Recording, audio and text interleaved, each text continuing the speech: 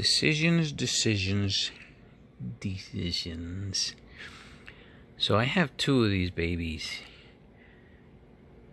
And these I bought at right around $500 each. I haven't even sent mine in. Like the ones that I bought from the newsstand in my local comic shop. I didn't even send those in. I have to look for them still, but I haven't sent those in yet. So I don't know if I'm even gonna get a 9.8 out of those. I'm thinking I probably will, but I'm not guaranteed. It's not guaranteed a 9.8.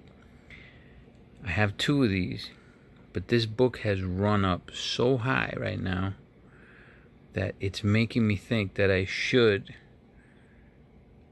just, if I sell this, I get my money back for everything related to Blue Marble, and still make a profit. Now I have a 9.4 there, so I'm gonna have a profit anyway if I sell this. But that's how much this has run up. Now it's run up because it's a rare book. 17,300, I think it was, right? The number. And it's probably a lot less than that. But I don't want to make a mistake, man. When I sold the Amazing Spider-Man 365, the 9.8, as soon as I sold it, I regretted it. That book is almost going for like $400 right now, and not even in a newsstand. In the regular direct edition, the 365 9.8, I've only gotten one 9.8 in that book. Ironically, it's the first book I ever sent in that I picked off the rack, and I sold it just to buy my my newsstands, so I can pay for my newsstands. That's why I sold it, and now I have regret of selling it. I don't want to have regret of selling this, but I think I have to. You have to pull stuff off the table. And I'm going to keep the other 9.8 for the collection. I hope I don't regret that. I hope I don't regret that, man. But picked another book. This will be book 10 for the project. Don't Pay the Ferryman. Man, I missed out on this. One set. I actually bought two sets. I bought one set for me, and I bought one set for the project. All right, so since the 80s, since I was a kid, I was obsessed with Clash of the Titans. And let me show you guys this book. Not that. Where is it at? Come on, dude. Here it is. So I saw this on eBay the other day. So in Clash of the Titans, I watched that movie like 20 times, man. And there was a character, brief moment, Karen, right? It's all based on Greek mythology, and there's been so many depictions of Karen, right? Even Michelangelo had a depiction of Karen. And this, I saw this, I didn't even know that this was Peach Momoko. I didn't even know. I just saw it on eBay. And I saw it today, actually. I didn't even know this book existed. It's a book by Scorpion Comics. They had it listed for $39, $40, $39.99, I think it was. That's the Virgin. That's the Virgin right there. I'm not a fan of Peach Momoko. I'm going to show you some of Peach Momoko stuff. I've never really been a fan of Peach Momoko. Like the art, it's not for me, you know. It's not something that I say I gotta have that. I don't have to have this. I don't. I think it's nice. Don't get me wrong. I like the colors and everything. I like the lines, the line work and everything. But it's just not for me, right? This is Venom 27. That's her cover for Venom 27. Didn't go after it. It didn't pop for me.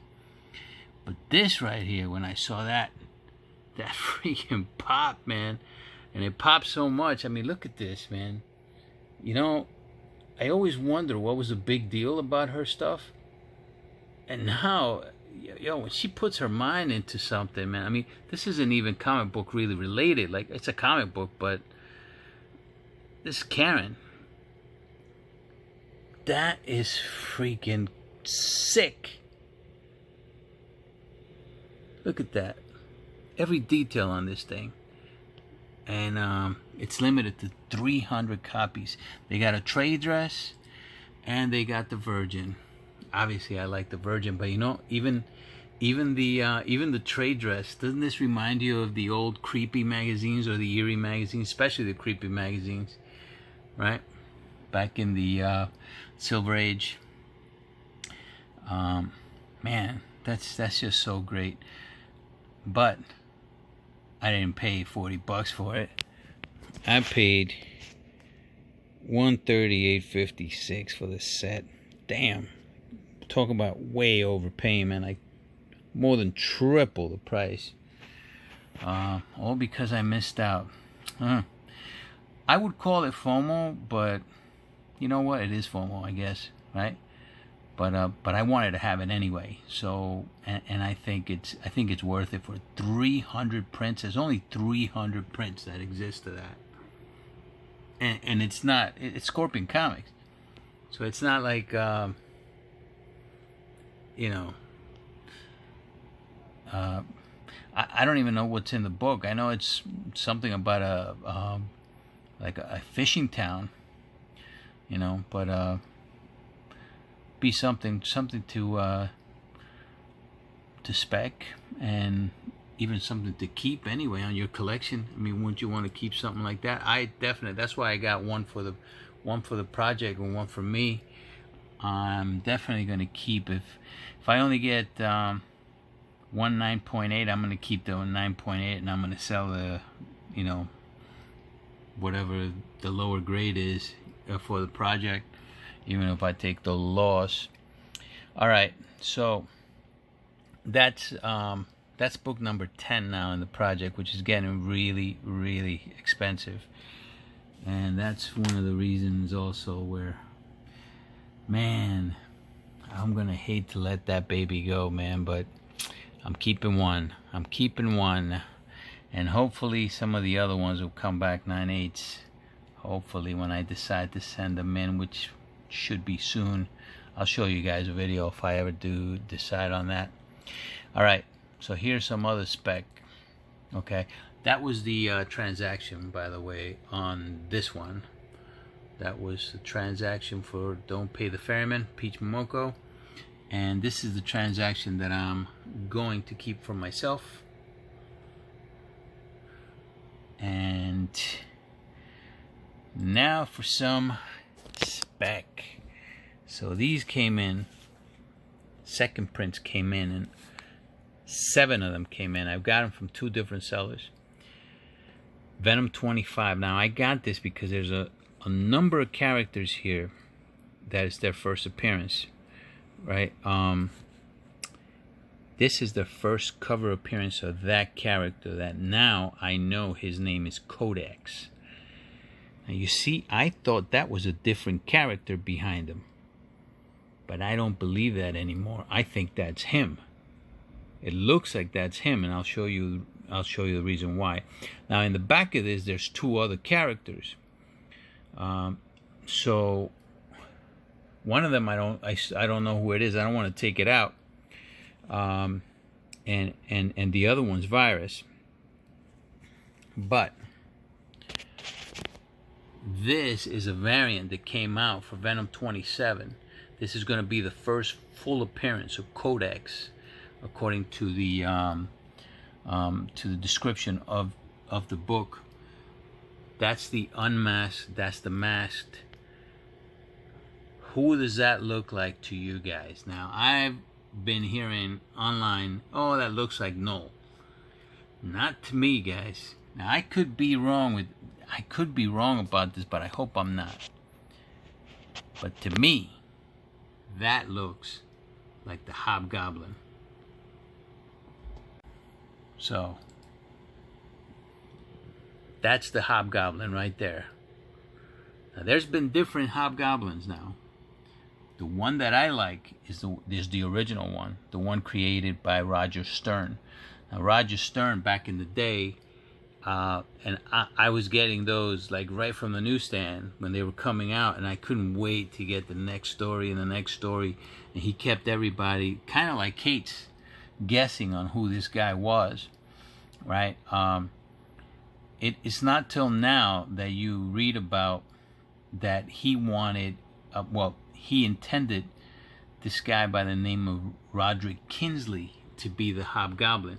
So Kingsley is the Hobgoblin.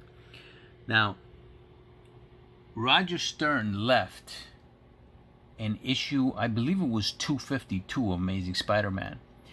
After that issue, in 289, they said that in Spider-Man versus Wolverine, the Hobgoblin was killed, and they revealed him to be Ned Leeds.